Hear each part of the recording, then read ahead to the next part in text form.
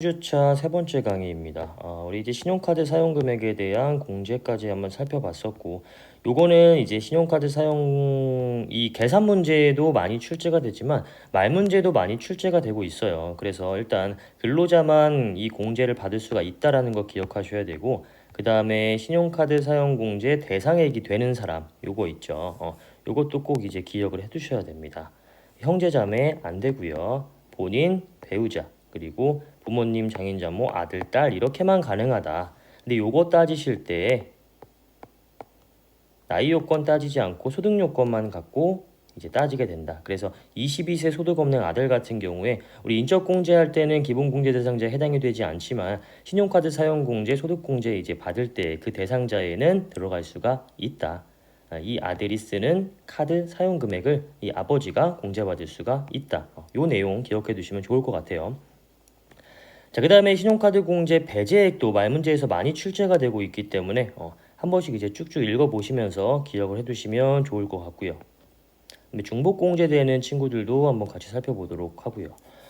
그 다음에 그 이외에 그 밖에 조특법상의 소득공제라고 해서 이렇게 쭉 나와 있습니다. 요거는 제가 따로 정리를 해두진 않았어요. 왜냐면 시험에서 거의 출제가 안 되고 있고요. 뭘 이것까지 공부합니까? 이거는 그냥 나중에 그 실무 가셔가지고 관련되는 내용 있으면 이제 그때 공부하시는 걸로 하고요. 이 소기업 소상공인 공제부금의 소득공제 같은 경우에는 실제 이제 실무에서도 많이 이제 그 사업자들이 가입을 하고 있는 내용이기 때문에 요거는 제가 그 기타 소득에 정리를 해놨어요. 그래서 관련된 부분이 궁금하신 분들은 기타 소득 그 검색하셔가지고 그 유튜브에 재소은 세무사 친 다음에 그 저번 학기 영상 보시면 기타 소득 있을 거예요. 그거 보시면서 소기업 소상공인 노란우산 공제라고 하거든요. 요걸. 그래서 요거 한번 공부를 해보시는 것도 좋을 것 같아요. 요거는 간략하게만 설명드리면 이거예요. 우리 이제 근로자분들 같은 경우에는 근무를 하다가 퇴사를 하게 되면 퇴직금이라는 거를 지급을 받게 되죠. 근데 개인 사업자 같은 경우에는 사업을 하다가 폐업을 하게 되었을 때 별도의 퇴직금이 없습니다. 왜냐하면 개인 사업자의 대표는 근로자가 아니기 때문에 사업자이기 때문에 별도의 이제 그런 내용들이 없어요. 그래서 이걸 대비해 가지고 이 소기업 소상공인 이 개인 사업자들도 이 퇴직금을 마련할 수 있게 해준 그러한 제도가 노란우산 공제입니다. 그래서 사업을 하면서 한 달에 일정액의 금액만큼을 이제 불입을 하고요. 그 다음에 나중에 폐업을 한다든지 이런 이제 사유가 발생이 되었을 때 내가 여태까지 불입한 금액에 일정의 이자를 더한 금액을 이제 반환을 받게 됩니다. 그러니까 어떤 안전빵으로 이제 이런 제도를 두고 있는 거죠. 그러한 내용이에요. 쉽게 말하면 노란우산 공제는 사업자의 퇴직금이다. 이런 식으로 생각하시면서 기억을 해두셔도 될 것 같고요. 그 다음에 뭐 다른 여러 가지의 내용들은 여러분들이 뭐 이런 게 있구나 정도로만 기억을 해두시면 좋을 것 같습니다. 자, 그 다음에 6번의 종합소득 그 소득세 종합소득공제의 종합한도라고 나와 있습니다. 거주자의 종합소득에 대한 소득세를 계산할 때 종합한도 적용 대상 공제의 금액이 2,500만 원을 초과하는 경우에 그 초과하는 금액은 없는 것으로 합니다. 너무 많은 소득공제를 적용받는 것을 배제하겠다 이러한 내용이에요.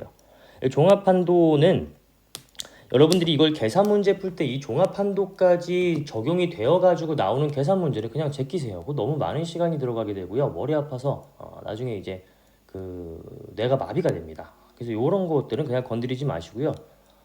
말 문제에서 뭐 종합 판도가 적용되는 것과 뭐 적용되지 않는 것 이런 거 이제 구분하는 문제라든지 이런 것들이 나온 경우에만 이제 기억해 두시면 되고요. 제가 빨간색으로 표시해 놓은 것들의 합계액이 2,500만 원을 초과하는 경우에 그 초과하는 금액은 그냥 없는 것으로 보게 되는 것입니다. 그래서 이런 한도도 존재를 하고 있고 우리가 여태까지 배웠던 소득공제 전체 합계액을 2,500만 원에 적용하는 것이 아니라 그 중에서 빨간색으로 제가 표시한 부분의 합계액만 가지고 2,500만 원 초과 여부를 결정하게 되는 것이다. 이 정도로 이제 여러분들이 기억해 두시면 좋을 것 같아요. 근데 이게 2,500만 원을 초과하는 경우는 사실 뭐 그렇게 많지는 않습니다. 그냥 이런 한도도 별도로 있다. 종합 한도라는 게 있다. 정도만 이제 기억을 해 주시면 좋을 것 같아요. 자, 그 다음에 종합소득공제의 특례와 배제입니다. 첫 번째로 이제 공동사업에 대한 내용이에요. 다음에 소득공제나 세액공제를 적용하는 경우에 공동사업 합산과세 규정에 따라서 소득금액이 주된 공동사업자의 소득금액이 합산되는 경우에 특수관계인이 지출한 금액 등이 있으면 주된 공동사업자의 소득에 합산되는 소득금액의 한도에서 주된 공동사업자가 지출한 금액으로 보아 주된 공동사업자의 합산과세되는 종합소득금액 또는 종합소득 산출세액을 계산할 때 소득공제 또는 세액공제를 적용받을 수가 있다. 자, 이 내용은 무엇이냐 하면 우리가 그 소득금액 특례에서 공부했던 내용 혹시 기억나세요? 조세회피 목적으로 공동사업을 하는 경우에, 즉 A와 B가 이렇게 공동사업을 하는 경우라고 가정을 한다면 이게 실제 공동사업인 경우에는 그런 경우가 없겠지만 조세를 회피할 목적으로 나와 같이 생계를 유지하고 있는 그러한 사람들이 특수관계인이 공동사업자로 이렇게 들어가게 된다라고 한다면 그때는 만약에 이게 조세회피 목적이라는 게 분명해졌다라고 한다면 A가 실제의 사업자고 B는 A가 세금을 줄이기 위해서 영입한 사람이다. 그러한 특수관계자라고 한다면 A의 소득금액을, 그러니까 원래 우리가 총수익 금액이 뭐 500이라고 나왔을 때 원래 50%의 지분이라고 한다면 250, 250 이렇게 해가지고 소득금액 계산을 하게 되지만 이게 조세회피 목적이다라고 한다면 B 너의 소득금액 인정하지 않고 이거 A의 소득금액에 더해가지고 A 너가 단독 사업을 하는 것으로 보고 계산을 하겠다. 이게 이제 공동사업 합산과세의 특례였잖아요. 그렇죠? 조세회피 목적으로. 왜냐면 이게 소득세율이 초과 누진 세율이니까 금액이 커지면 커질수록 더 높은 세율이 적용되는 그러한 구조이다 보니까 그 세율 적용 구간을 낮추려고 이렇게 공동사업을 하는 경우가 많다라고 했었잖아요. 그렇죠? 그게 발각이 되면 주된 공동사업자한테 그냥 다 포함시켜가지고 얘 단독 사업하는 것으로 가정해서 계산을 하게 된다. 이런 내용 공부했던 거 기억나죠? 이렇게 된 경우에 주된 공동사업자의 소득금액의 합산이 이렇게 되는 경우에 한해서 이 B가 사용한 금액 있죠. 그 중에서 연금보험료 공제, 도특법상의 소득공제 뭐가 되겠어요? 신용카드 소득공제가 대표적인 게 되겠죠. 그 다음에 연금 계좌 사용 공제, 즉 연금과 관련된 보험료 공제, 연금 계좌 사용 공제. 이 보험료 공제는 소득공제입니다. 연금과 관련된 소득공제, 세액공제와 신용카드 공제를 A가 적용받을 수 있게 해주겠다라는 내용이에요. 아시겠죠? 그래서 이렇게 합산과세되었을 때 그냥 이 금액 가지고 바로 A 단독 사업하는 것으로만 계산해서 끝낼 게 아니라 B가 사용한 금액 중에서 이렇게 지출된 금액이 있다라고 한다면 그거 마치 A가 사용한 것으로 보아서 A의 소득공제나 세액공제 할 때 추가적으로 공제를 더 해주겠다. 이러한 내용입니다. 그래서 우리는 기억을 하실 때 연금과 관련된 공제, 그 다음에 조특법상의 소득공제, 대표적인 거 신용카드 공제겠죠. 이렇게 해가지고 이제 기억을 해두시면 좋을 것 같아요. 자, 그 다음에 종합소득공제 등의 배제입니다. 종합소득공제를 받을 수 없는 경우인데 첫 번째 나와 있는 게 이제 분리과세, 이자소득, 분리과세, 배당소득, 분리과세, 연금소득, 분리과세, 기타 소득만 있는 자. 이렇게 분리과세에 대한 소득만 있는 자라고 한다면 당연히 종합과세를 적용받을 수가 없겠죠. 종합소득공제를. 종합소득공제라는 건 종합과세되어서 종합소득금액이 나왔을 때 그 종합소득금액에서 차감되는 게 종합소득공제잖아요. 분리과세는 뭐예요? 원천징수로서 납세의무 종결되는 거잖아요. 당연히 종합소득공제를 적용받을 수가 없겠죠. 이건 뭐 두말하면 입 아프니까 그만 얘기하도록 할게요. 그 다음에 두 번째, 종합소득 과세표준 확정신고를 하여야 할 자가 인적공제, 연금보험료공제, 주택담보 노후연금 이자비용공제, 특별소득공제, 자녀세액공제, 연금계좌세액공제 및 특별공제의 대상임을 증명하는 서류를 제출하지 않은 경우 요걸 포인트로 기억하시면 됩니다. 증명서류를 제출을 해야 되는데 그렇지 아니하는 경우에는 공제를 해주지 않겠다. 이런 내용이죠. 예를 들어가지고 우리가 뭐 주택 노후연금 이자비용 공제라는 걸 한번 봐볼게요. 이거 우리 기억하시죠? 이거 뭐였어요? 더 이상 이제 소득을 창출할 수 없는, 경제활동을 할 수 없는 그러한 나이 많으신 분들이 집 한 채만 갖고 있을 경우에 생활비가 없을 거 아니에요. 그때 이 주택을 금융기관 등에 담보로 맡기고 금융기관에서 일정액의 금액을 연금식으로 이렇게 주는 그러한 것을 이제 말한다라고 했었잖아요. 그거에 대한 그 관련된 서류를 제출해야만 국세청에서도 이 사람이 실제로 이렇게 하고 있구나 라는 거를 체크를 하고 적용을 시켜줄 거 아니에요. 전혀 아무런 근거 서류 없이 이걸 제출하게 되면 이게 진짜인지 아닌지 어떻게 확인해요? 이거 일일이 금융기관에 다 조회 요청하면서 이렇게 일을 하게 되면 일이 또 굉장히 오래 걸릴 거잖아요.